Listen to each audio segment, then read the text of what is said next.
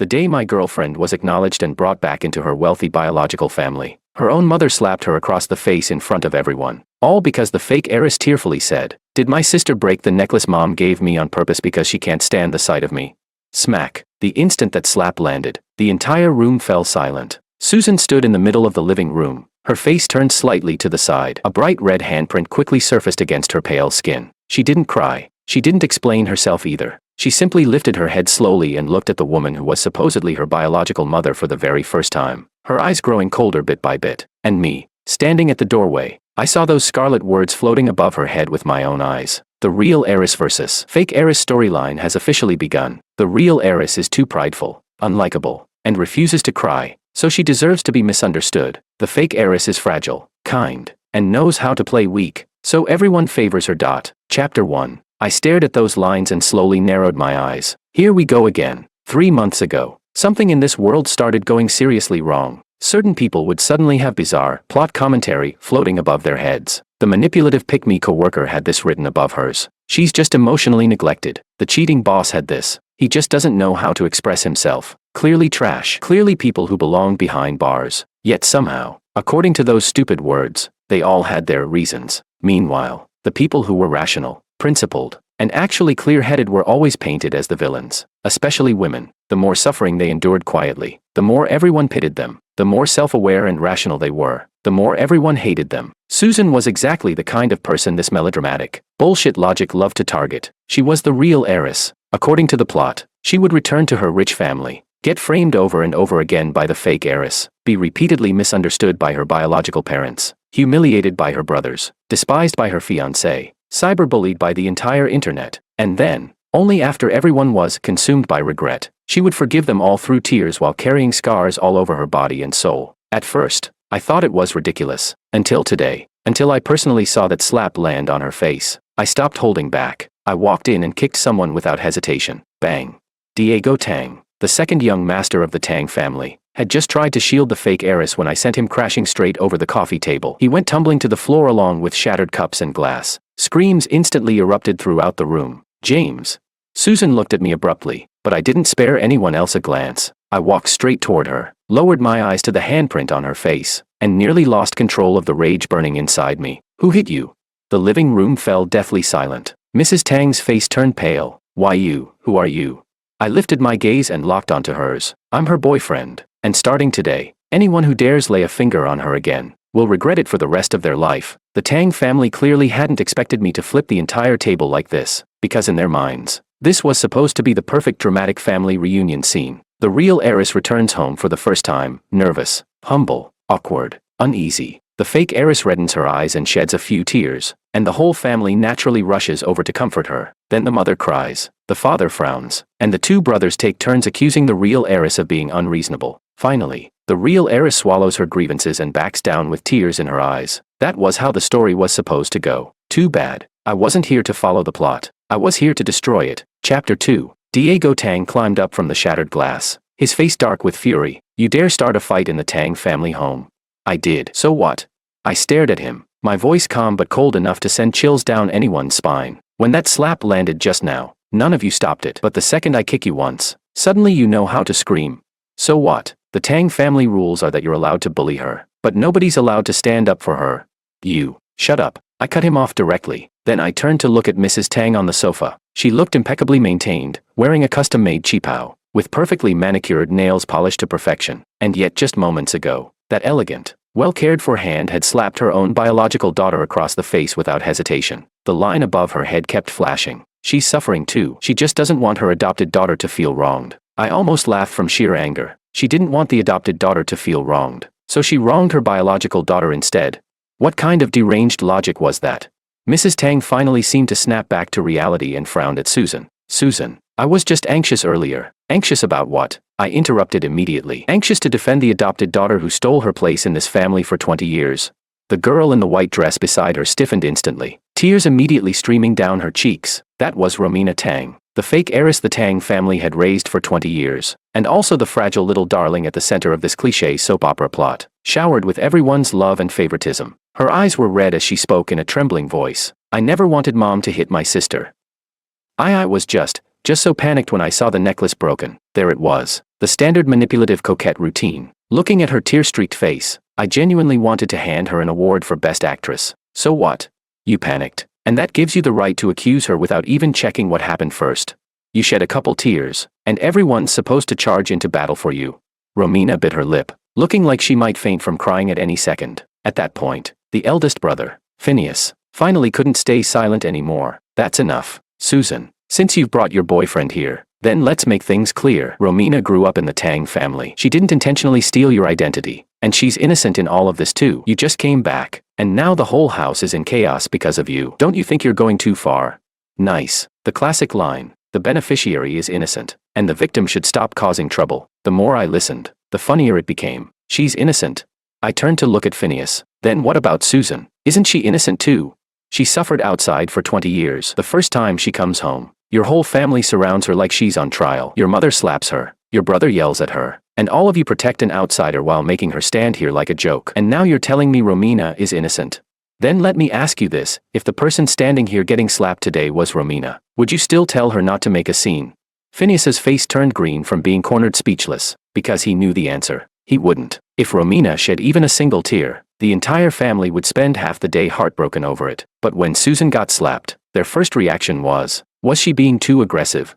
That was the most disgusting thing about these melodramatic plotlines. They were never about fairness. They were about favoritism. Whoever got favored was automatically right. Too bad for them. I hated that kind of thing the most. I grabbed Susan's hand and pulled her directly behind me protectively. If this family reunion has to happen like this, then forget it. If you all want to keep acting out your perfect happy family drama where everyone protects the adopted daughter, I won't stop you. But there's one thing. My gaze swept across the entire room, my voice turning completely icy. If I hear anyone insult her again, I'll make sure they never speak another word for the rest of their life. At that moment, the entire living room fell dead silent. Everyone had been intimidated by the sheer madness in my tone. Chapter 3. I grabbed Susan's hand and turned to leave. Just as we reached the doorway, Mr. Tang's voice rang out from behind us, suppressing obvious anger. Stop right there. I paused. The true head of the Tang family had finally spoken. Young man, the Tang family is not a place for you to run wild. I turned back to look at him and laughed. What a coincidence. She's not someone your family gets to push around either. Chairman Tang, since you're the one in charge here, let me give you one piece of advice. How you treat her today is exactly how she'll repay you in the future. I guarantee it. After we left the Tang residence, Susan didn't say a single word the entire ride. When we reached the riverside, she suddenly spoke. Pull over. I parked the car by the road. The night wind was freezing. She stepped out and walked alone to the railing,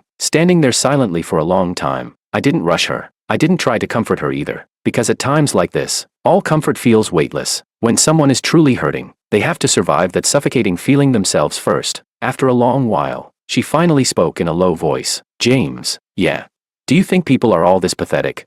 My chest tightened. She turned her head slightly. The wind blew the loose strands of hair across her forehead, but the red handprint on her face still hadn't faded. I honestly never expected anything from them, but when the moment really came, I still wondered if maybe, even just a little, they might stand on my side. But they didn't. They couldn't even be bothered to investigate before deciding I was the problem. Her voice wasn't loud, yet the calmer she sounded, the heavier it pressed against my chest. I walked over and draped my jacket across her shoulders. Do you know what the funniest part is?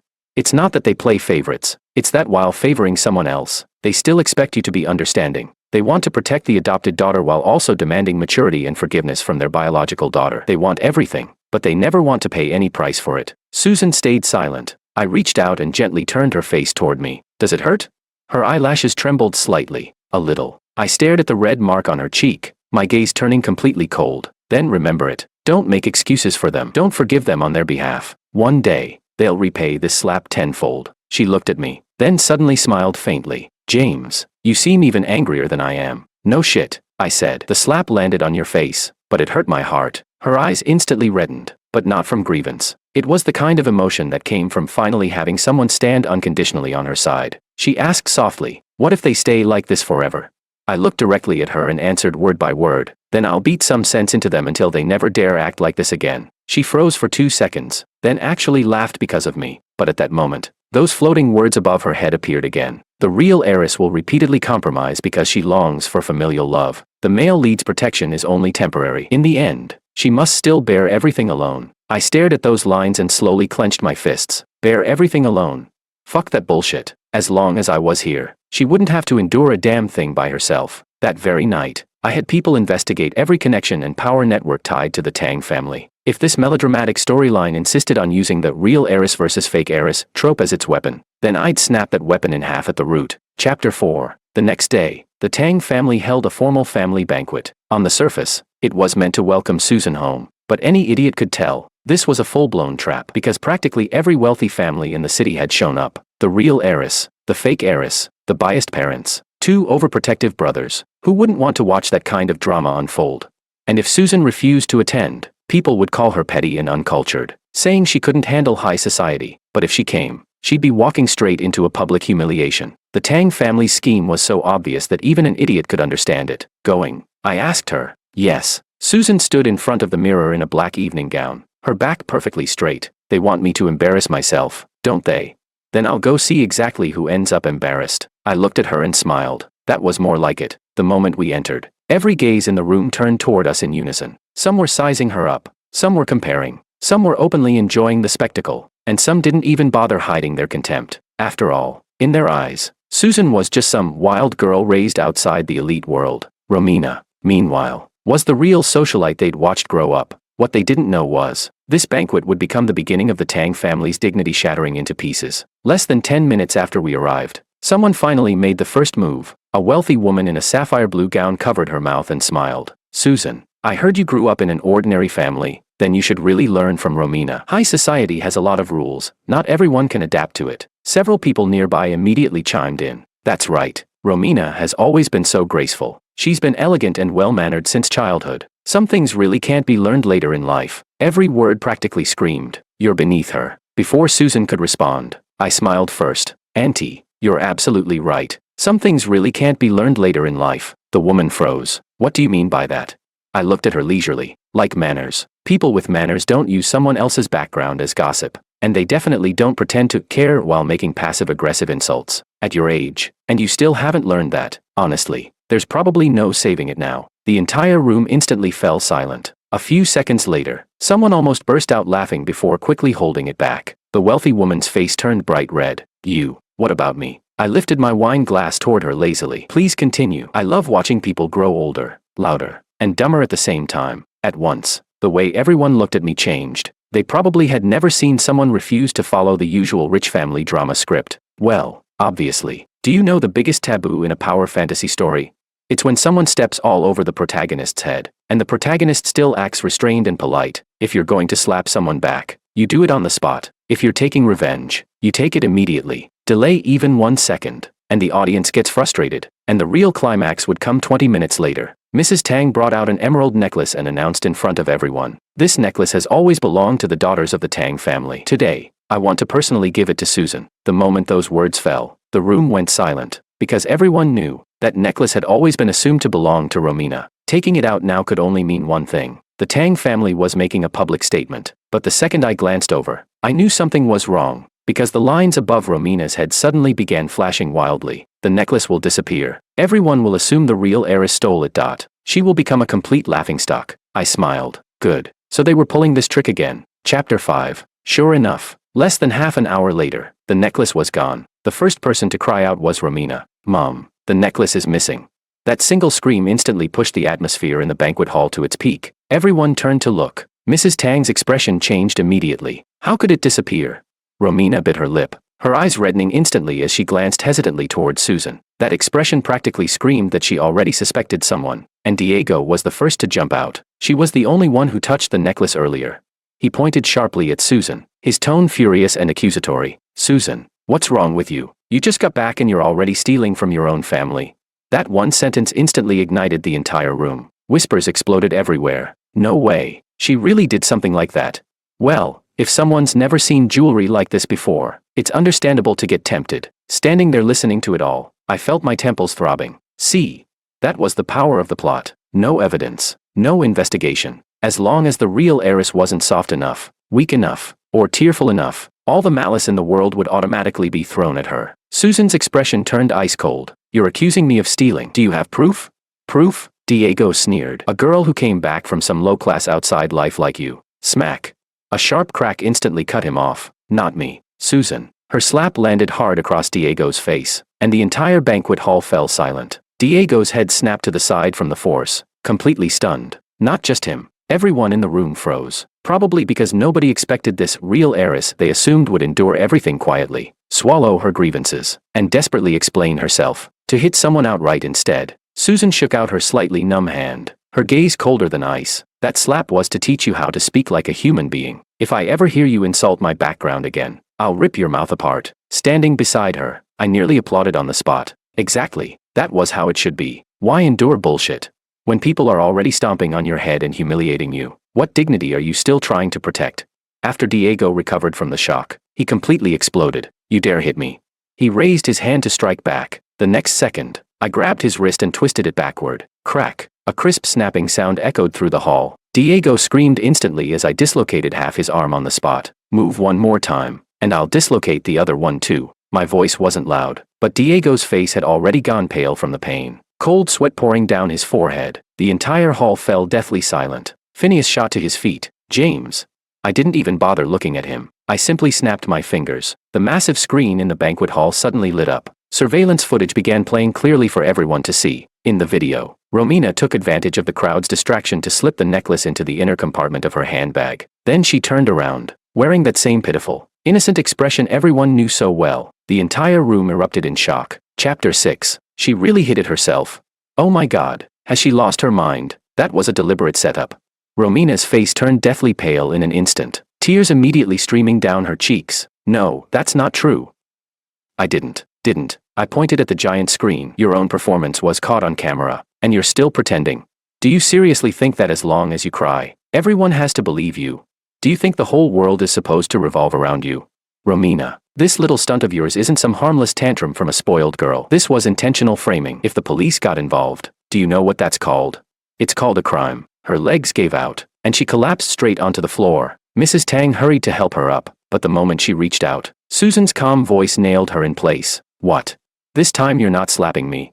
One sentence. Straight for the throat. Mrs. Tang froze completely, the color draining from her face, because she finally realized just how stupid, disgusting, and unfair that slap had been. Too bad. It was already too late. I lifted my eyes and swept my gaze across every member of the Tang family, my voice colder than ice. Listen carefully. From today onward, if anyone dares throw dirt on her name again, I won't talk to you about family ties, and I definitely won't talk to you about dignity. I'll only talk about consequences. That night, the Tang family lost every last shred of face they had left, and that was only the beginning. If the necklace incident merely tore off Romina's fragile innocent flower mask, then the next person to appear, Domingo Ku, existed purely to disgust people. He was the only son of the Ku family, and Romina's childhood sweetheart. In the original cliché plotline, he would constantly look down on the real heiress for being crude while pitying the fake heiress for being wronged, eventually delivering some dramatic line like, "The position of Mrs. Ku will only ever belong to Romina." In some trashy romance novels, readers would probably swoon over garbage like that, but in real life,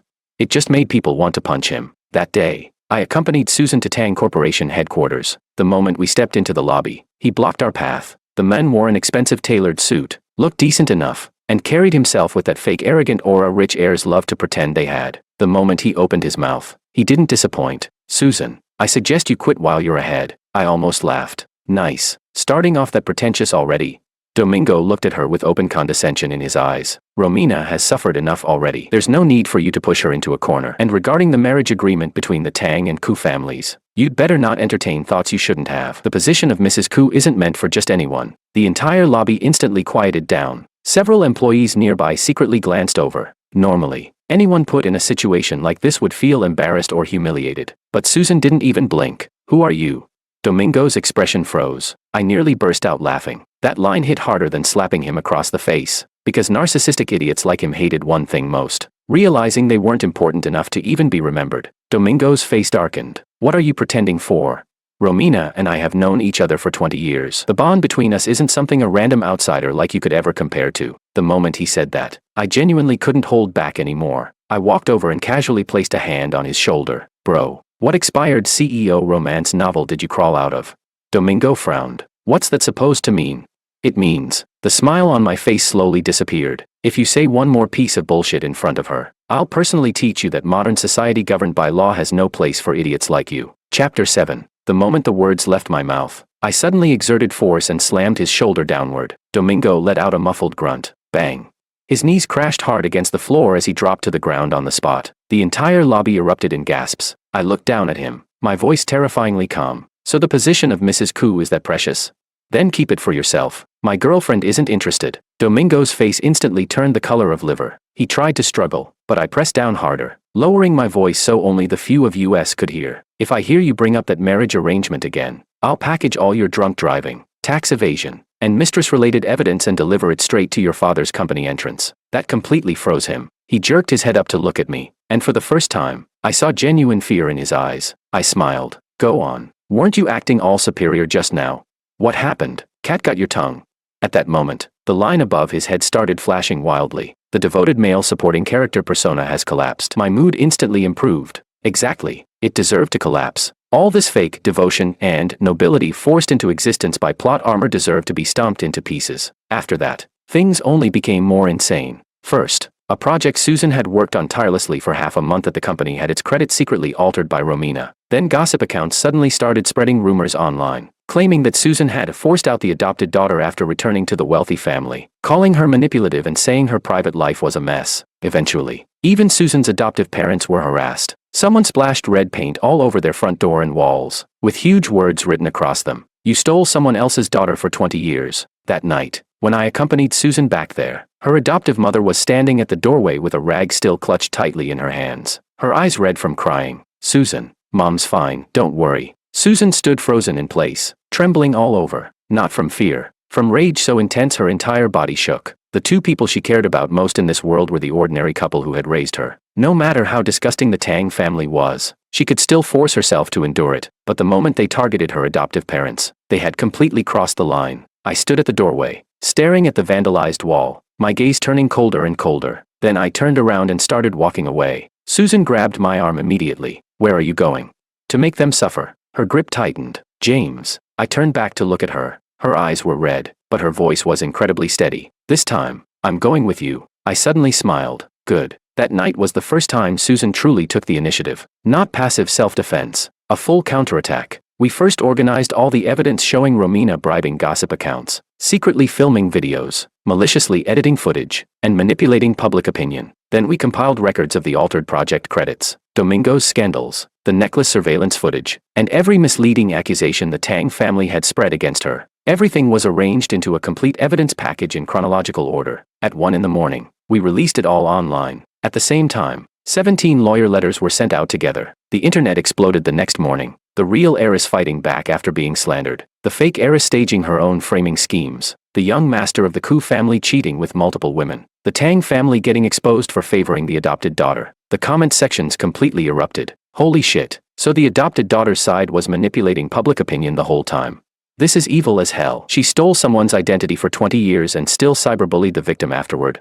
That scene where the biological mother slapped her own daughter made my blood pressure skyrocket. If I were the real heiress, I'd burn the Tang family to the ground. Her boyfriend is way too badass. The guy's basically a human weapon of mass destruction. Chapter 8. The internet was in complete chaos. Both the Tang family and the Koo family exploded overnight. But the thing that satisfied me the most was this. When Susan looked at the overwhelming wave of comments supporting her on her phone, she wasn't excited. She wasn't thrilled either. She simply let out a quiet breath and said, "So, speaking clearly and presenting evidence really does work better than bottling everything up." I looked at her and replied softly, "Remember this feeling. From now on, whenever someone makes your life miserable, hit back hard. If reason works, use reason. If reason doesn't work, use evidence. And if evidence still isn't enough, then let me handle it." She looked up at me, and for the first time in a long while, light returned to her eyes, and at that exact moment, I suddenly realized, the blood-red plot text floating above her head had started to blur, as if it was beginning to lose control over her. But I never expected the plot's will to become this insane. When manipulation, rumors, and framing no longer worked, it escalated straight to kidnapping. That afternoon, Susan went to meet a client. Then she disappeared. The last location from her phone signal pointed to an abandoned warehouse on the outskirts of the city. The second I received the alert call, my head buzzed violently. But more than panic, what I felt was pure, bloodthirsty rage, because I knew, this time, they truly wanted to destroy her. While I sped toward the warehouse, those familiar floating words appeared again. Final stage of the real heiress versus fake heiress storyline. The fake heiress has completely descended into madness. The male lead will arrive at the final moment to save the heroine. I stared at those lines, veins bulging across the back of my hand. The final moment. Fuck your final moment. I slammed the accelerator to the floor and reached the warehouse in 20 minutes. The instant I kicked the door open, everyone inside turned around. Susan was tied to a chair, blood staining the corner of her mouth, and Romina stood in front of her holding a knife. Her face twisted so badly she was almost unrecognizable. Why won't you just lose for once? You already have everything. Why do you still have to steal from me? Mom and Dad are mine. My brothers are mine. Domingo is mine. Everything in the Tang family belongs to me. Why did you have to come back?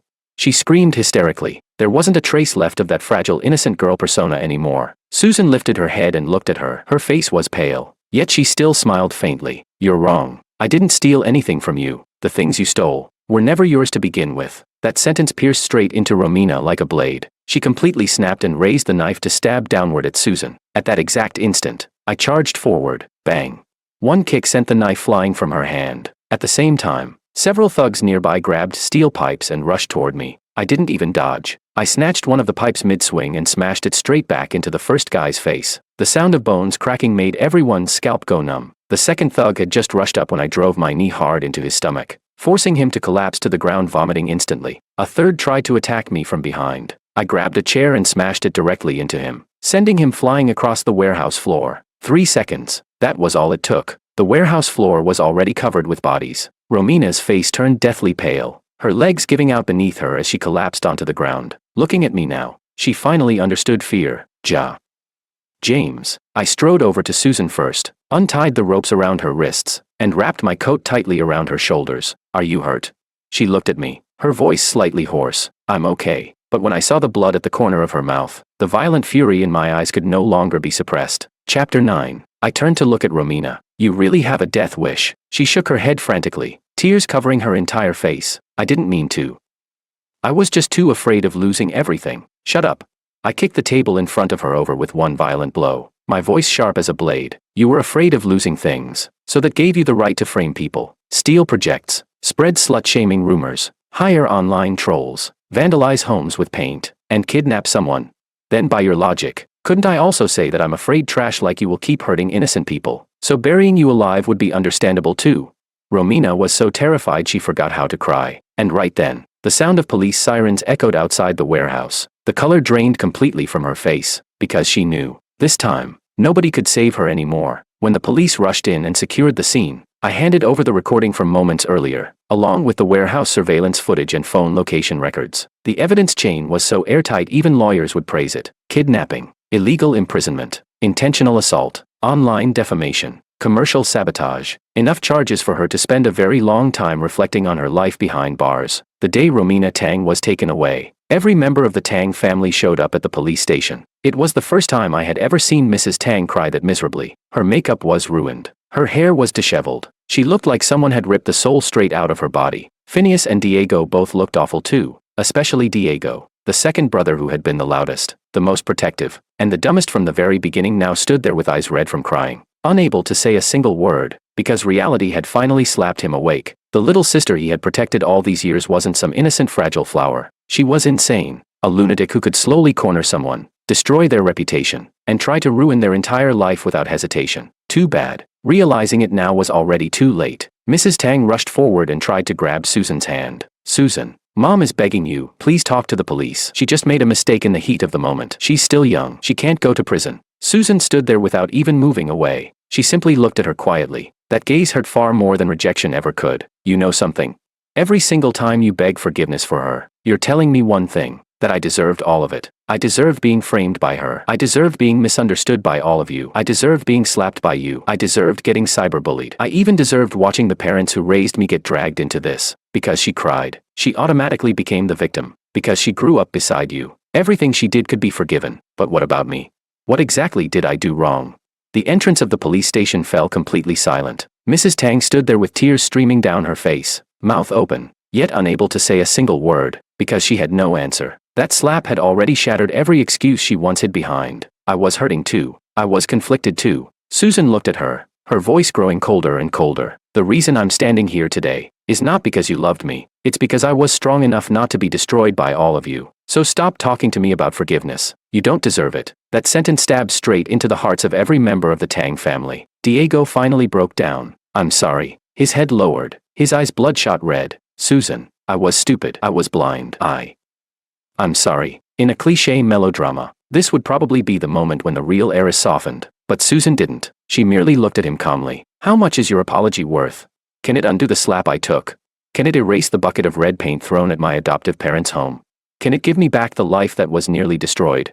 No. Then shut up. Diego froze completely in place. His face shifted between pale and green before he finally lowered his head entirely. I stood beside her without saying a word, because in this moment, she didn't need me anymore. She had already stood up on her own, and that felt better than any revenge, because the greatest growth was never someone avenging you. It was finally learning this. When people owe you pain, you don't have to pretend it never mattered. Chapter 10. After everything ended, the Tang family issued a public apology. The Ku family's reputation completely collapsed. Romina was formally arrested and prosecuted, and in order to calm public outrage, Tang Corporation returned everything that should have belonged to Susan from the very beginning. Shares, status, properties, project authority. She accepted all of it, without refusing a single thing. Some people mocked her behind her back, saying that if she was really so principled, why was she still taking the Tang family's money and assets?